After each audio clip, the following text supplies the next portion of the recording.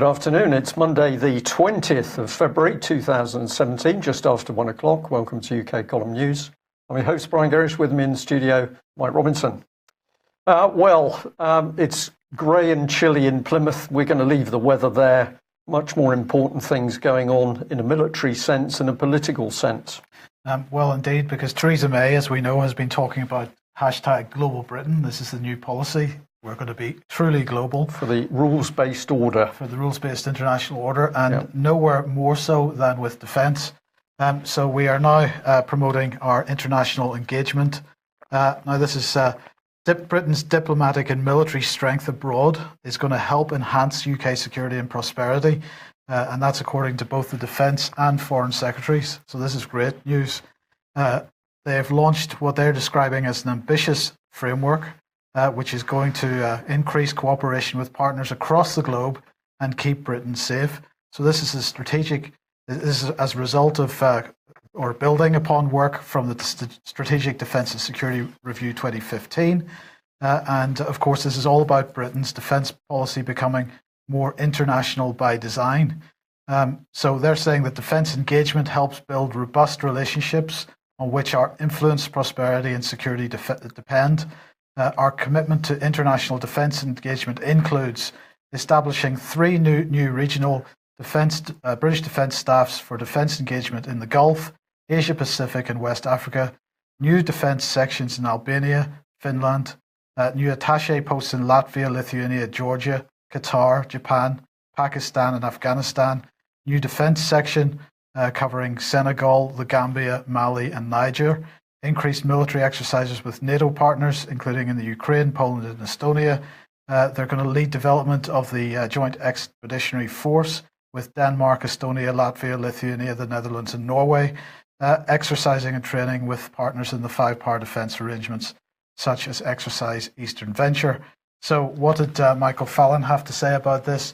He said, our increased ambition for defence engagement abroad demonstrates the UK's global role.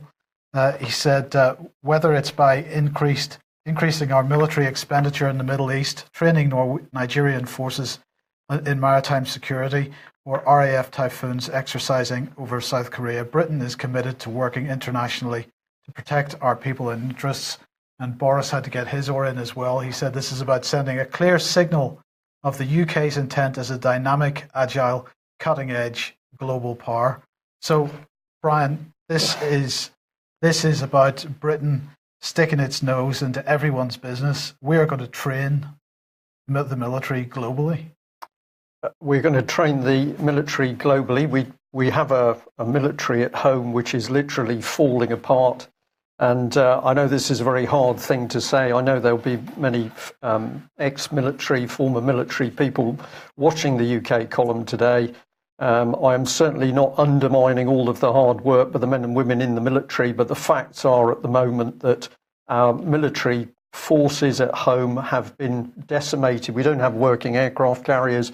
We don't have the aircraft to put on them. We know that the nuclear submarine fleet is in an appalling state. We haven't got enough aircraft in the Royal Air Force. We've got a tiny army which is not capable of doing any major operations abroad, and yet suddenly we are training everybody in the world to die for us. To die for us, or to die for the City of London, I think is probably where it comes down to, Mike. But this is just astonishing that UK, that can't run its own country, we've only got to look out the window as everything around us is falling apart, and yet suddenly Michael Fallon, I'm not sure what his expertise is, health centres, health clubs, I think it is, or something like that, gyms. He's on a world stage saying that we're going to get our noses into every other military force to what might control them. Yes. for our best interests. So we haven't got the armed forces ourselves. We're going to get into those other countries with soft power. We're going to train. That means get into the command and control structure and take over these organisations. This is very, very dangerous business. And in a few minutes, I'll be showing some of the stuff that European Union's up to. Well, speaking of which, of course, we must not forget that European Union military integration is right at the heart of this policy. And so Michael Fallon was speaking at the Munich Security Conference at the weekend. And he said that while Britain is leaving the European Union, he said with a straight face, the UK will not be stepping back from its role in European security. He said Britain is committed to Europe's security and we're stepping up our engagement internationally. But it was this comment from the weekend at the Munich Security Conference which really grabbed my attention. He said this to the German newspaper Deutsche Welle. We are leaving the political European Union, but we're not leaving the continent. Europe remains our continent. We're going to go on contributing to the security of our continent. Is he on drugs? Or incontinent, one of the two. But this man, very, very dangerous because, of course, he was heavily involved in the European movement in his early days. So he's absolutely pro-European. And what we've got here is the lie of Brexit. This is the PSYOP, as you've called it, however long ago that was, but that was quite correct. So this is a total lie. Brexit is a lie. What have we got going on at speed? European military integration. So also going on today is continuing visits from US statesmen with the European Union. I've called this the US-EU love-in. This was Mike Pence, the Vice President, visiting and meeting various people within the EU foreign or the EU establishment. We've got Federica Mogherini. He also met, as on screen here, Donald Tusk, the European Council President. He's going to be meeting the other European President, Jean-Claude Juncker, today as well, and also Jens Stoltenberg, the NATO General Secretary. So he said it was really great.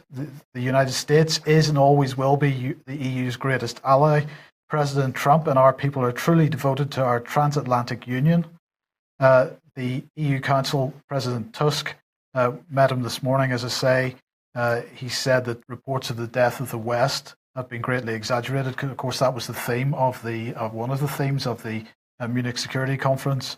He said that there's room to improve the transatlantic military cooperation. He said that NATO is not obsolete, however, and he said that Mike Pence had agreed with him that the US and the EU needed to improve security measures, and so it went on. Pence himself really positive about the European Union, what a fantastic organization it is, what a fantastic institution it is, that the US and the EU share common values, that they're committed to goals, and they have to be strong and united in confronting the threats to Europe, and so on. So it really was a bit of a love-in, Brian. Yeah, it was, and the EU, according to him, had just started as a sort of trading vehicle. He didn't mention Alan Dulles and some of those early meetings when American money was pouring in, of course, to help create the European super state vehicle, supranational state. This was all just careful little snippets. It was just a trading organisation that got bigger and better. Spin. Well, let's have a look behind the scenes. Now, we had some really astonishing information which came in on Friday, and it is around the gentleman top left in your screen, Dr. Charles Tannock. This is a Tory MEP, and he's suddenly released a paper which is astonishing. Now, what I've got on screen is part of a tweet that I put up alerting people about this, but in the centre one, where he's having what appears to be a love-in with Ms. Mogherini, what it says is it's talking about the common security. This is the common security and defence policy for Europe. It's facing a challenge set up after the Amsterdam Treaty in 2001. The Political and Security Committee is the main body for transmitting EU member state foreign policy decisions to EU institutions and receives input from the, quote, European Union military. So above Mogherini's head there is the first statement where they are absolutely admitting to an integrated European defence military.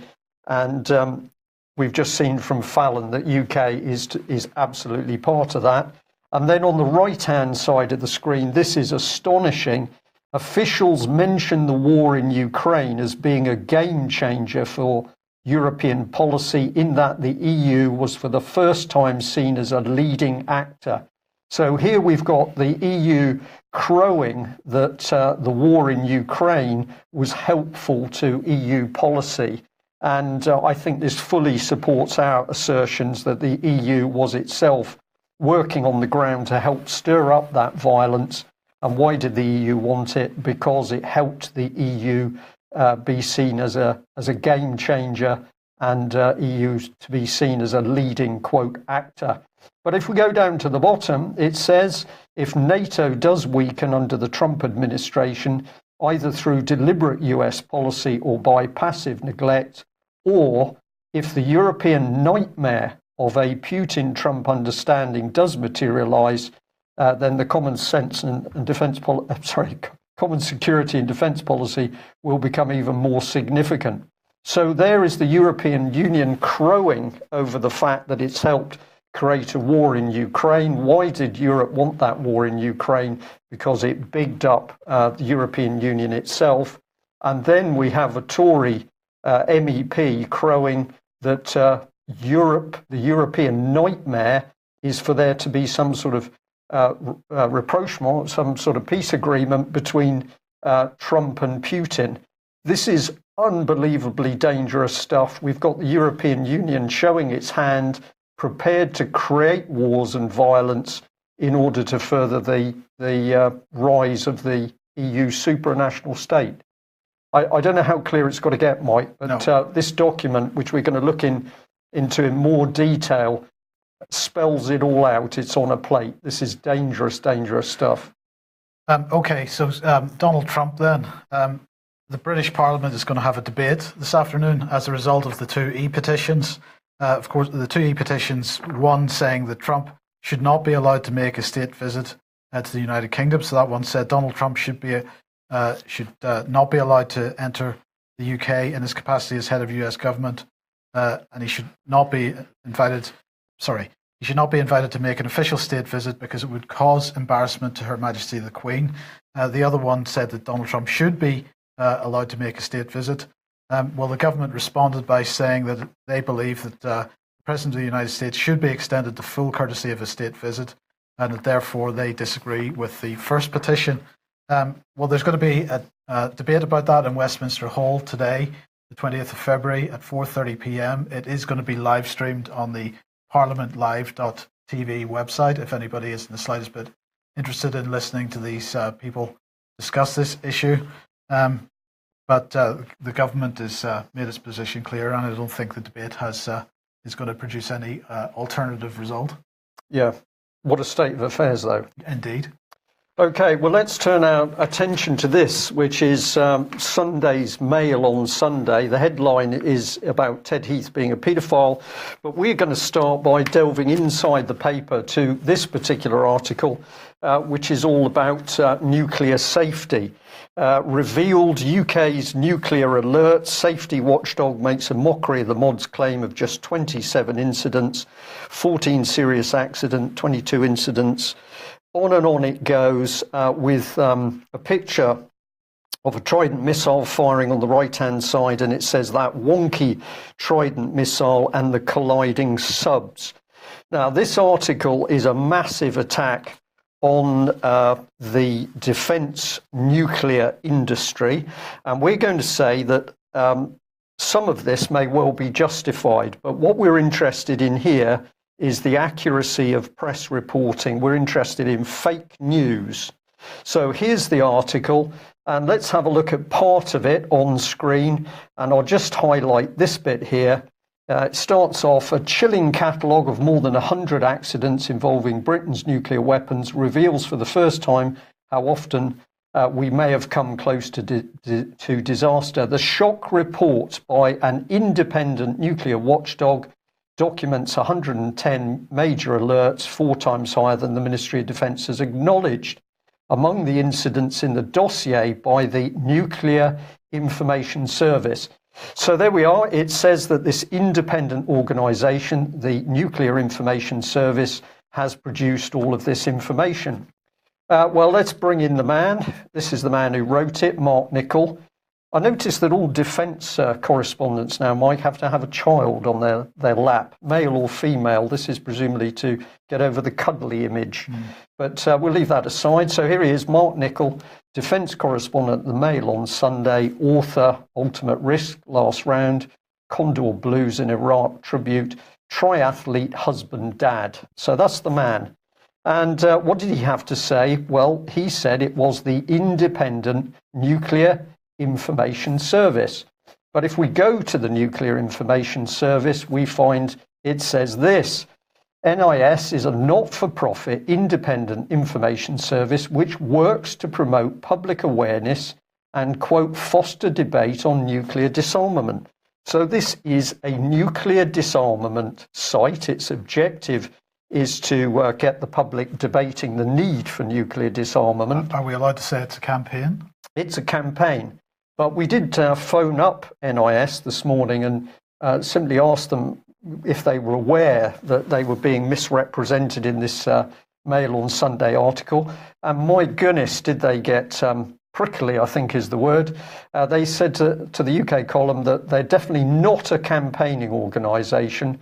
They acknowledge that they're pushing for nuclear disarmament, but they're only an information service. Campaigning apparently is sort of, if you get out with banners on the ground, you can produce what we might assume to be skewed information, but that's not campaigning. It's not campaigning to push information into the media?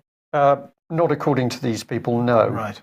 They were very reluctant to speak to me. They didn't come back to me before we've gone live. So I'd encourage people to go and have a look at them. And how independent are they? Well, of course, they are funded by the usual great and good, Rowntree being one of them that I pointed out was heavily politically involved in its funding streams all over the place. So let's carry on with the theme now that we've got under the surface of that Mail report. Here's Nuclear Information Service, and it has called for Britain's defence nuclear programme to be placed under the responsibility of the Office for Nuclear Regulation. Now, this is where it gets interesting, Mike, because we're taking away military control of nuclear weapons and we're pushing it towards civilian control. We'll have a discussion on why that'll be in a moment. But let's have a look at the Office for Nuclear Regulation. And I went to their website, and the first lady who came up was their chief executive. What experience do you think this lady has, Mike? Nuclear industry, do you think? You would have thought so. Well, you would have thought so, but she doesn't. She's previously worked for the big lottery. She's worked for Hull City Council. She's worked with disabled people. And now she's hopped across and she's running an organisation which is not only nuclear regulation, but NIS is pushing for her and her colleagues to monitor military. So at the moment they are regulating the Correct. energy generation through nuclear power. Yeah. But we are now going to hand over weapons to them as well. Well, I think this is what the undertone of that Mail article is about. Very devious stuff. Now, to be fair to the Office of Nuclear Regulation, they say, well, of course, she doesn't run the show. We have our own experts. So we've got the doctor here at centre screen who is fully qualified in nuclear matters. That's Dr. Richard Savage. Thank you for that. And we've got this gentleman here. David Senior. And he gets interesting because, of course, if you look at his CV, he's been working closely with European nuclear matters. So if we follow the logic through, we have a massive article from the Mail. It starts out with a lie because it says the information they've used for the article is independent. Clearly it's not. It's come from what we would say is a campaign group.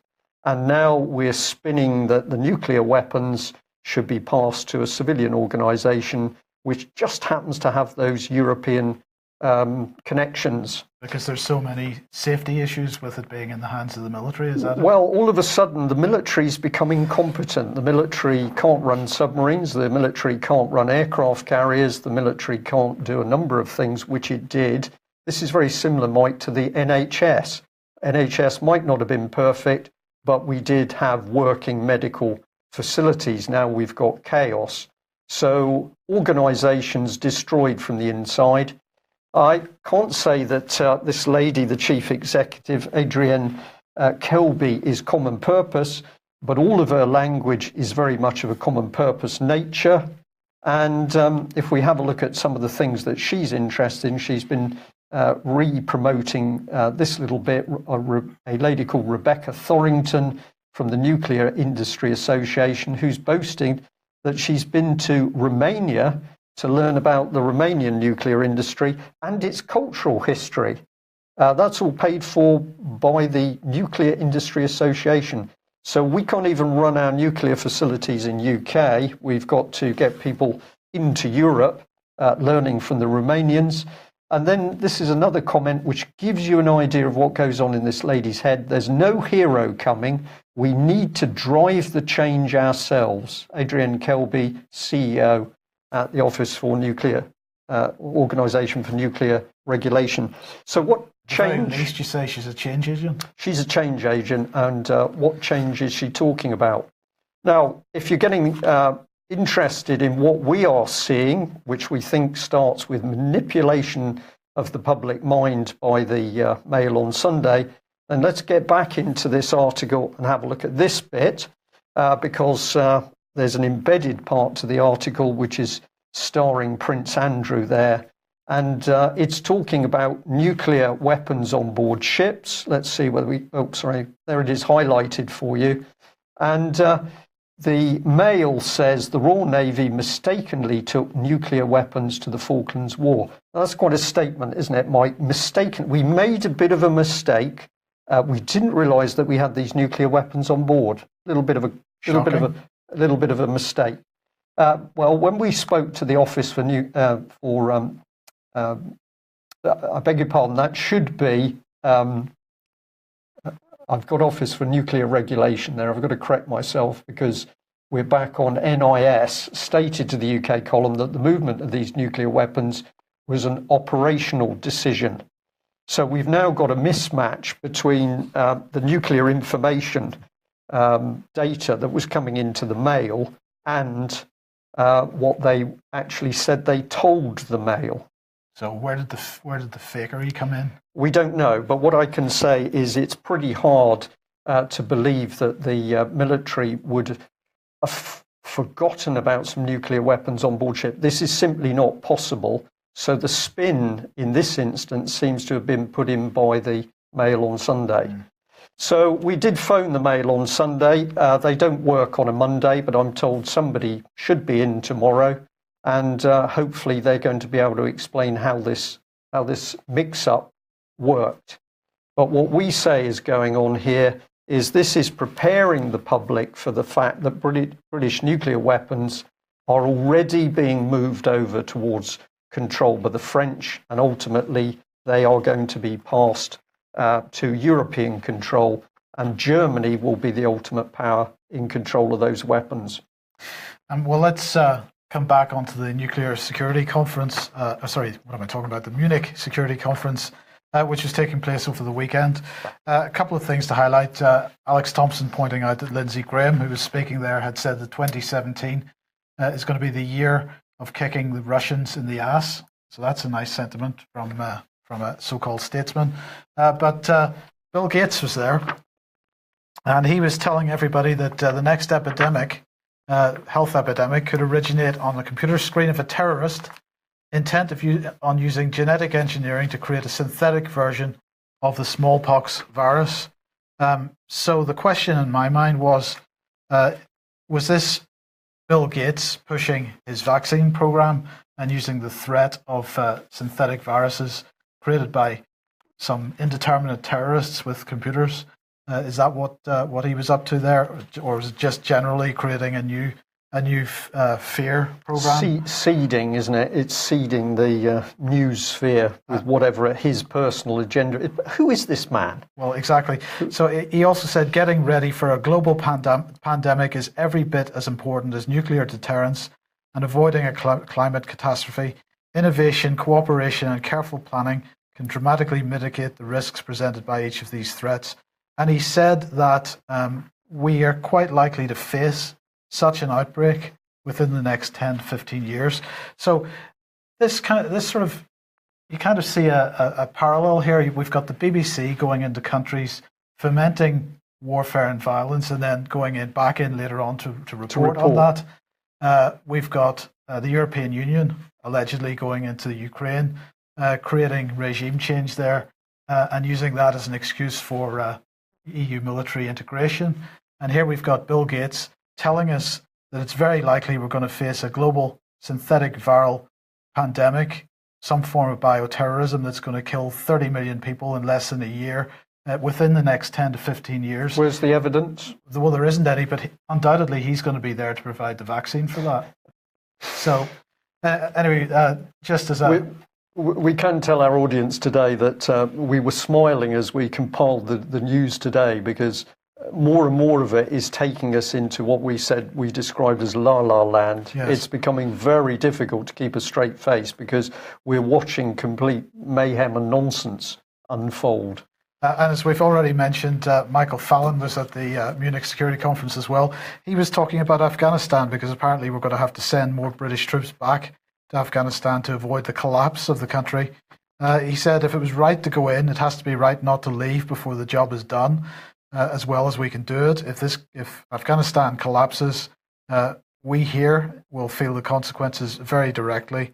If Afghanistan collapses, there could be 3 to 4 million young Afghan men sent out by their villages to migrate westwards, and they're heading here. They're heading to Germany or Britain, and that could be the consequence if this entire country collapses.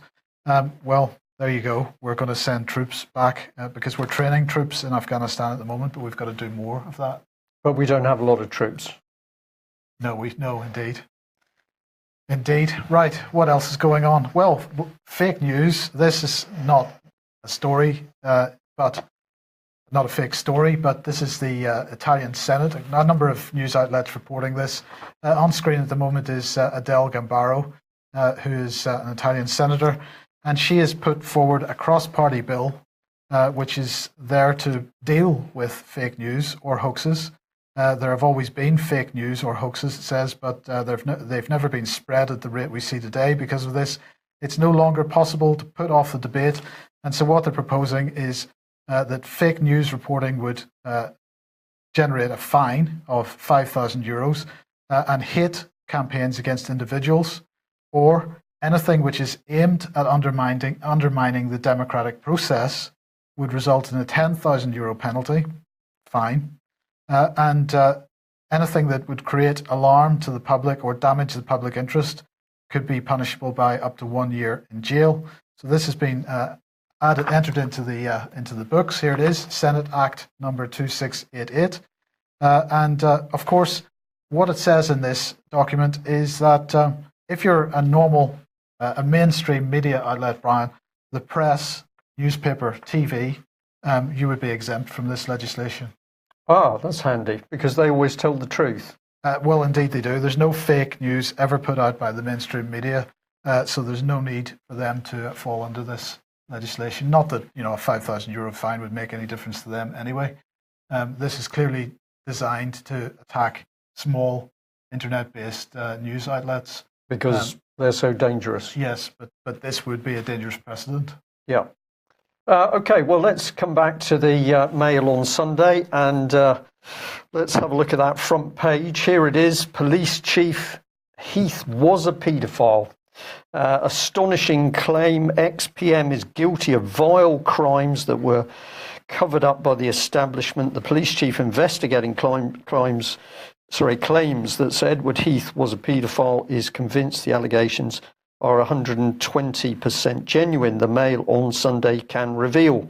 It says more than 30 people have come forward with the claims of sexual abuse, and they've come forward from different places. They don't know each other. Well, meet the journalist. This is the man, Simon Walters, and he's had awards for the quality of his journalism. Here's the main meat of the article. And let's note the big headline. Is he guilty? Yes, I'm 120% sure. That's the stunning verdict of Wiltshire Chief Constable. Now, the interesting thing about this is the reports that UK Column have had are that chief constable has absolutely stood his ground in continuing to investigate, and they have been stunned at the number of people who've come forward, people who don't know each other. They come from different areas now, but they're all telling the same story. Now, it gets interesting if we get into the body of it. Remember that headline? The chief constable is saying he's 120% sure. Now, what the article actually says is a source says that Mr. Veal, the chief constable, believes in them 120% and believes them totally convincing. So it's not the chief constable that's saying this, it's a source. And then when we get here, what do we find right at the end of the article? Further asked, that's the police spokesman, further asked if Mr. Veal had 120% faith in the allegation, the spokesman declined to comment. So what we can't find in the article is anything to support the headline that the police chief said he was 120% sure. Now, if you're curious to know what might be going on here, what I think is going on is that the Mail on Sunday is lining that police chief up for a big fall. So we're overcooking it, but we can read some of the language, astonishing claims. They can't possibly be true because they're astonishing. Well, isn't the hint in the sub-headline? Because it says, is he guilty? Yes, I'm 100% sure. That's 120% sure. That's definitive. But then the sub-headlining says, that's a stunning verdict of Wiltshire Chief Constable reigniting witch hunt row. Absolutely. Right. So this article is very carefully crafted. And then, of course, what is your eye pulled to on this side of that double-page spread? Police refuse to call off the dogs after VIP child sex ring fiasco. So we're now starting to gently undermine it all. And there's a further embedded headline, a little bit difficult to see, bottom right-hand corner of your screen. And that says, Heath accuser is a satanic sex fantasist. So the article on the right-hand side of the page is all starting to undermine that there could possibly be anything of this sort going on. So actually, if you read those two pages, you're left in cognitive dissonance. Dissonance, absolutely. It's very, very interesting stuff. The the right-hand article, which is in a slightly yellowy colour in the paper, ends by saying this. Times writer and ex-Tory MP Matthew Parris dismissed the allegations, saying, if Heath was a child abuser, I'm an aardvark. So I think there's some very, very dirty journalism going on here by the Mail on Sunday. But we've got it going on with the paedophile story. Can't possibly be any paedophiles in government. And we've got it to do with the military and nuclear weapons. Total spin.